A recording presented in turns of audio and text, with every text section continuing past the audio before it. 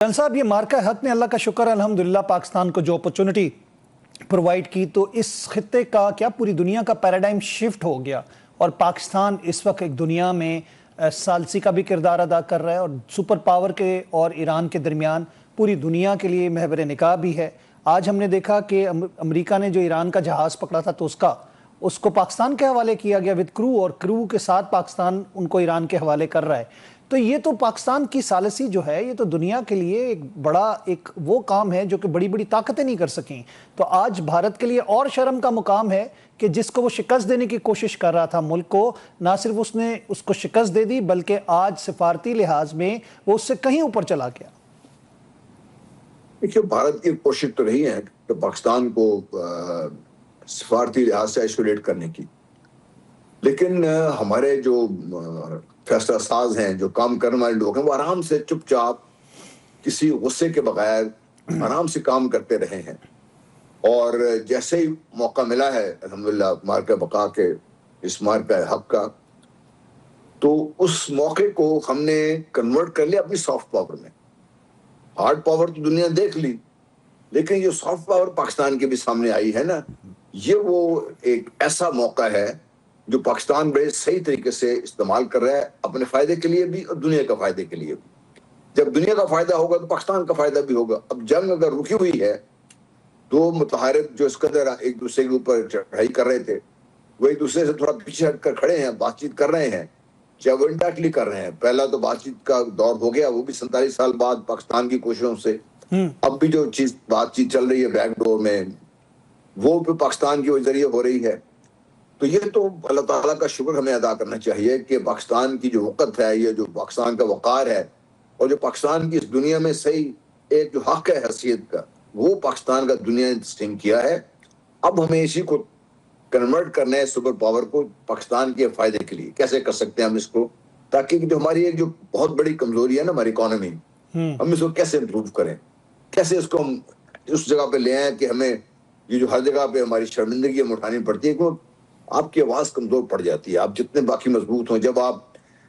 بھیک مانگنے کے نکلتے ہیں یا کسی ایک کے پیسے مانگنے کے نکلتے ہیں، پھر آپ کی آواز کمزور پڑ جاتی ہے۔ اس لیے میں سمجھتا ہوں کہ یہ وہ موقع ہے پاکستان کو اپنی یہ جو حیثیت ہے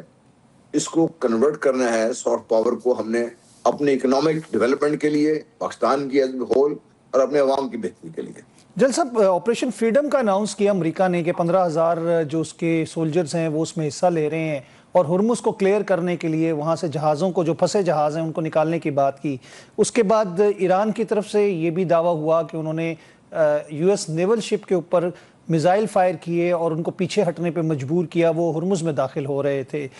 کشیدگی ابھی بھی جاری ہے، کوئی ایک غلطی جو ہے وہ پھر جنگ کا پیش خیمہ بن سکتی ہے۔ ابھی یو اے ای کی طرف سے الرٹ آیا ہے کہ 4 کروز میزائل ایران نے فائر کی ہیں یو اے ای کی طرف، جس کو نیوٹرلائز کر دیا گیا حملے کو۔ آپ کو لگتا ہے کہ اس کے اندر سپوائلر موجود ہے جو کہ اس چیز کا فائدہ اٹھا کے کوئی بھی ایک جسے کہہ سکتے ہیں کہ فتنہ کھڑا کر سکتا ہے، جس کو ہم اسرائیل کی بات کریں؟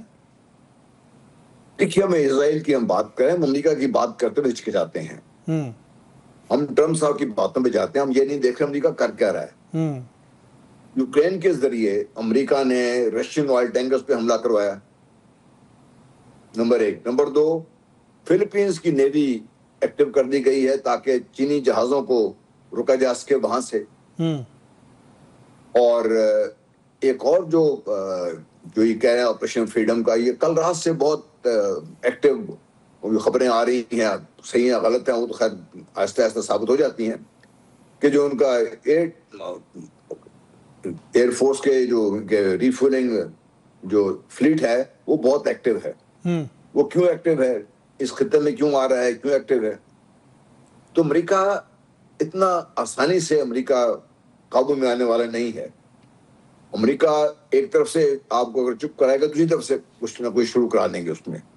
اسرائیل نے باقاعدہ لبنان پہ حملہ کیا، تقریباً 10 کلومیٹر اندر آ گئے، وہ اس کو خالی کرنے کو تیار نہیں ہے۔ وہ تو مسائل تو ہیں، اور یہ ایران نے ابھی رسپونڈ کیا ہے، جو کچھ بھی کیا ہے ایران نے، یہ بہت بڑے خطرے کی گھنٹی ہے۔ اب بھی وقت ہے کہ امریکہ کو بھی بات سمجھ آ جائے ان کو یہ بات سمجھ جا جائے کہ بھئی ایران لیکن جن صاحب یہ ٹرمپ صاحب کے جو اختیارات ہیں وہ 60 دن کی مدت پوری کر چکے ہیں، اب ان کو باقاعدہ اپنی کانگریس سے پرمیشن لینی پڑے گی مزید حملہ کرنے یا جنگی اختیارات کو استعمال کرنے کے لیے، اور وہ ود ان امریکہ ان کے لیے خود پرابلم کھڑی ہو چکی ہے کہ لوگ اس چیز کو ڈس لائک کر رہے ہیں، ایران کے حملے کے مخالفت کر رہے ہیں، اس میں ان کی اپنی پارٹی کے لوگ بھی شامل ہیں۔ یہ بات صحیح ہے آپ کی، کیونکہ یہ کلنٹن صاحب کی بات میں بار بار دہرا دیتا ہوں، انہوں نے بڑا اچھا تبصرہ کیا تھا امریکہ کے صورتحال پر کہ امریکہ has over reached and performed, اور اس پروسیس میں امریکہ نے جو اپنی لیڈرشپ کی جو ایک وقت تھی وہ بہت کھو دی ہے۔ اسٹریٹجیکلی امریکہ بہت کمزور پڑتا جا رہا ہے لگاتار، امریکہ کے اندر سے آوازیں اٹھ رہی ہیں، لیکن ایک بات مت بھولیے گا کہ جو ایگزیکٹو ہے امریکہ کا وہ بہت سٹرونگ ہے اس میں۔ ابھی انہوں نے کل ایک خط، پرسوں میں خط نے لکھا تھا کانگریس کو کہ ہماری ایران سے جنگ تو ختم ہو گئی لیکن جنگ کا خطرہ باقی ہے۔ اب یہ بتائیے اس خط کا مطلب آپ کیا سمجھیں گے اس کو؟ کہ مطلب اب آپ سامنے پیش کر رہا ہوں، دوسرے الفاظ میں جنگ ختم نہیں کی، جنگ رکی ضرور ہے لیکن ختم نہیں ہوئی۔ جی نہیں، جی بالکل صحیح کہا آپ نے، کیونکہ اپنی کانگریس کو تو کہہ دیا کہ ہم نے ایران کے ساتھ جنگ ختم ہو چکی ہوئی ہے، لیکن انہوں نے کہا خطرہ موجود ہے اور ہو سکتا ہے کچھ اور بن جائے، اس لیے ہم نے اپنی نیوی بھی رکھی ہوئی ہے، ایئر فورس بھی رکھی ہوئی ہے اور فوج بھی وہاں پہ رکھی ہوئی ہے، اور سو کالڈ آپریشن فریڈم جس کی بات کر رہے ہیں